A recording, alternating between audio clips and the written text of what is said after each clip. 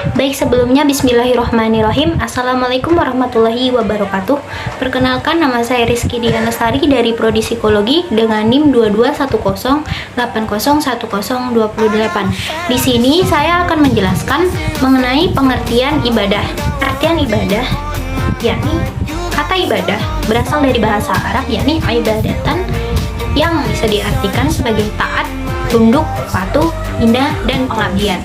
Sedangkan secara istilah, ibadah adalah sebutan yang mencakup seluruh apa yang dicintai dan diridhoi oleh Allah SWT, baik berupa ucapan, perbuatan yang zahir maupun yang batin. Ibadah juga bisa didefinisikan sebagai hal untuk mendekatkan diri kepada Allah SWT dengan melaksanakan segala perintahnya dan menjauhi segala larangannya, serta mengamalkan apa yang diperkenankan olehnya. Selanjutnya yang ketiga yakni hakikat ibadah. Ibadah merupakan kewajiban dari apa yang disyariatkan oleh Allah SWT yang disampaikan oleh para rasulnya dalam bentuk perintah dan larangan. Serta kewajiban itu muncul dari lubuk hati orang yang mencintai Allah SWT. Selanjutnya adalah pembagian ibadah. Pembagian ibadah sendiri dibagi menjadi dua. Yang pertama yakni ibadah madhoh atau ibadah khusus yang telah ditetapkan oleh Allah akan tingkat, tata cara, dan perinciannya. Adapun jenis ibadah yang termasuk madhoh adalah toharoh, wudu, tayamum, mandi besar, sholat, zakat, puasa, haji, dan umroh. Ibadah madhoh ini harus berdasarkan adanya dalil perintah baik dari Al-Quran maupun Al-Sunnah. Jadi kebenaran ibadah madhoh ini merupakan otoritas wahyu, tidak boleh ditetapkan oleh akal atau logika. Caranya harus mengikuti Al-Quran, apa yang telah dicontohkan oleh Rasul Shallallahu Alaihi Wasallam.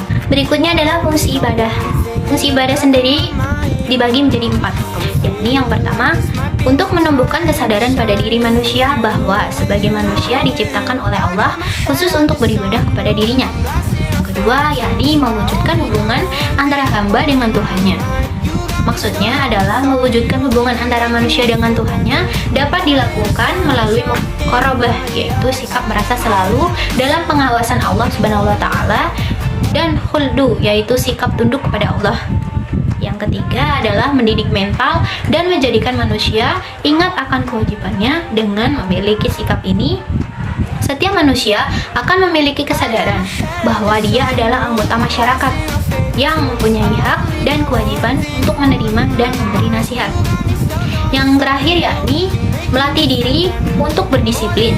Jika dicermati, setiap ibadah yang Allah perintahkan menuntut pelaku ibadah untuk disiplin. Misalnya dalam pelaksanaan sholat, mulai dari tata cara wudhu, rukun, sholat, dan ketentuan. Waktu pelaksanaan sholatnya mengajarkan untuk disiplin. Prinsip ibadah. Menurut Syakir Jamaluddin menjelaskan, pedoman beribadah ini menjadi prinsip yang bersifat final, maksudnya tidak bisa ditawar-tawar lagi. Prinsip ibadah dibagi menjadi 6, tapi saya kasih contohnya hanya 2. Di antaranya harus ikhlas. Prinsip harus ikhlas ini maksudnya adalah dalam beribadah motifnya murni, hanya mengharapkan ridha Allah SWT tanpa mengharapkan pujian dari manusia atau orang lain. Yang kedua yakni seimbang antara unsur jasmani dan rohani. Baik, sekian penjelasan dari saya.